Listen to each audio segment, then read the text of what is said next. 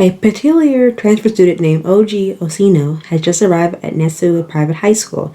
She is quickly introduced to senior students Kagami Aragia by the mutual friend Kabura Shigura in hopes of obtaining some advice regarding a strange discovery that she has made. After taking a look at the school's layout, Oji notices that a classroom has appeared in otherwise an empty area, a place that should not exist. Unsure if this is a work of an apparition, Aguirre and Oji attempt to unravel the truth behind this enigma.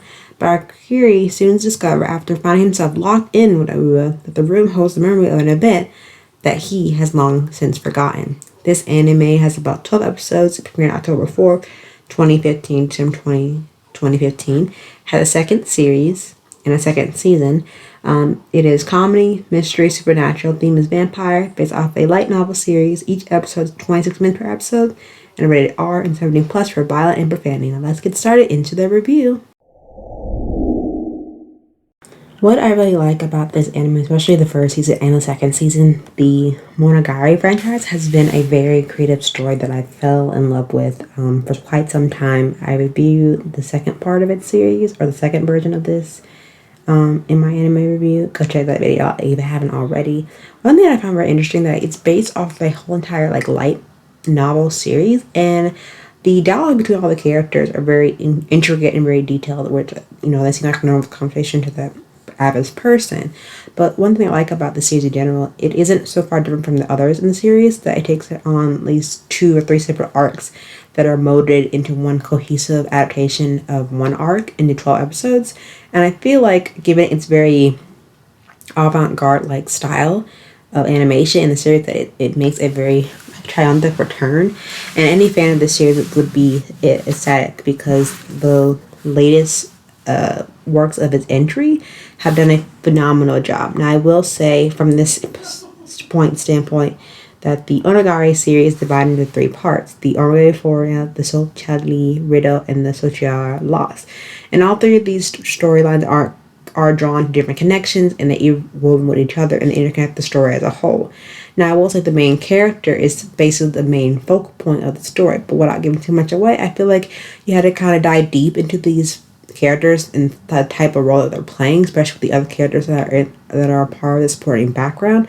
I think also the most pivotal moment in this series involves these 2 particular characters and the relationship that they form over time, the 12 episode period, and the conversation they have on a different character. And besides the interaction, that brings up a full battle of emotions and a very intriguing mystery that adds more onto it, to the story, that gives it the better pacing that it needs.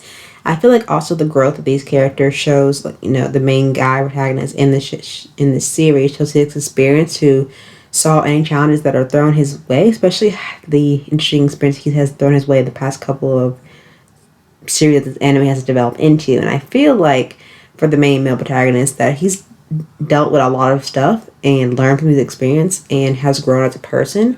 And I think also that just fits into the different approach of these 3 different arcs that they're basically pushed into. I will say Owarimonogatari is a very unique show. It's definitely not something everyone can get used to the first bat. For any new fans watching this, you might be feeling confused with the knowledge from the previous seasons if you haven't watched them already. But I think one thing I find enjoyable from this season is getting that feeling of attachment with these characters, in particular the 2 characters that are in the show, in this anime in particular. The ones that I mentioned, I feel like you kind of get more sense of their personalities and their motivations, where you kind of relate to them on a more personal level. And a bit of comedic comment that's in there, along with their very interesting adventures they take in the Monogatari style. On the other hand, the season does omit parts from the novel, so does take some of that and try and twist it from the adaptation of the novel to get more of the adaptation from can focus more on a panel by panel level after all. And I feel like overall it has very nice, clean artwork. The music and the dialogue between all the characters fit very well. I think the artistic style is very avant-garde. As I said before, it kind of fits how they're trying to portray in this theme in this anime as well. You try to unlock this mystery and a rabbit and kind of going down like the rabbit hole. I feel like Omagari is a very fairly unique show with the ability to captivate viewers to watch and read at the same time to appreciate the full story and what the story is telling them. And if you do read the novel or the manga, I feel like you try to get a better understanding of the character's role, the dialogue, and the wordplay that goes on here and there. But I feel like, if it's too much for new fans, it might lead to them be a little more brain fog.